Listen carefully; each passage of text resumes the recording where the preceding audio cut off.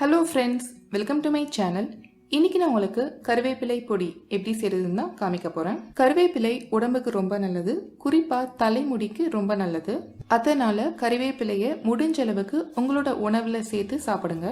இப்போ இந்த கருவேப்பிலை பொடியை எப்படி செய்யறதுன்னு பார்க்கலாம். அதுக்கு முதல்ல ஸ்டவ் ஆன் பண்ணி ஒரு பேன் சூடு பண்ணிக்கோங்க.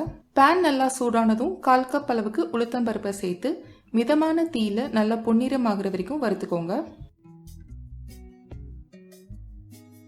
இந்த மாதிரி நல்லா பொன்னிறமானதும் இதை தனியா ஒரு தட்டுல கொட்டி வச்சுக்கோங்க. இப்போ அடுத்ததா அதே பேன்ல 1/4 கப் அளவுக்கு கடலைப்பருப்பை சேர்த்து மிதமான சூட்ல நல்லா வறுத்துக்கோங்க.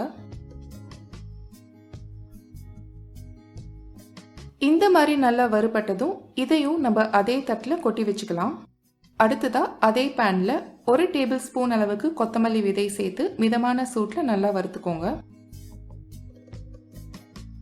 இந்த மாதிரி நல்லா வறுபட்டதும் இதையும் நம்ம தட்டில் கொட்டி வச்சுக்கலாம். அடுத்ததா 2 கப் அளவுக்கு காய்ந்த கருவேப்பிலை இலை நமக்கு தேவைப்படும். நான் இந்த கருவேப்பிலை இலைகளை வாங்கின உடனே நல்லா கழுவிட்டு ஒரு பேப்பர் டவல் வச்சு ஈரத்தை நல்லா ஒத்தி எடுத்துட்டு ஒரு ட்ரேல நல்லா பரப்பி விட்டு கன்வென்ஷன் அவன்ல வச்சு கொஞ்ச நேரம் பேக் பண்ணி எடுத்திருக்கேன்.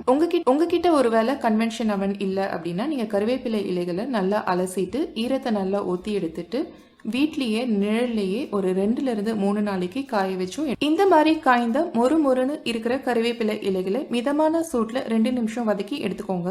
கருவேப்பிலை இலைகளை உடைச்சி பாத்தீங்க அப்படின்னா டக்குன்னு உடையணும், அந்த அளவுக்கு நீங்க நல்லா வதக்கிக்கோங்க. வதக்குன கருவேப்பிலை இலைகளையும் தட்டுல கொட்டி வச்சுக்கோங்க. இப்போ அடுத்ததா அதே பேன்ல அரை டீஸ்பூன் அளவுக்கு எண்ணெய் விட்டு சூடு பண்ணிக்கோங்க. எண்ணெய் நல்லா காஞ்சதும் 5 காஞ்ச மிளகாவை சேர்த்து மிதமான சூட்ல நல்லா வதக்கிக்கோங்க. உங்களோட காரத்துக்கு தகுந்த மாதிரி காஞ்ச மிளகாவை சேர்த்துக்கோங்க. காஞ்ச மிளகாய் இந்த மாதிரி நல்லா வதங்கினதும் இதையும் நம்ம தட்டுல கொட்டி வச்சுக்கலாம்.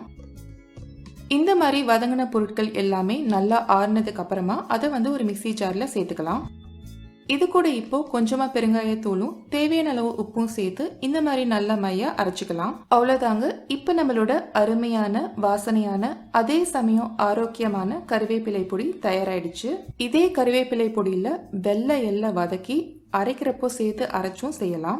வெள்ளை எல்லை சேர்த்து அரைச்சிங்க அப்படின்னா சுவை கொஞ்சம் வித்தியாசமா இருக்கும். அவ்வளவுதான்.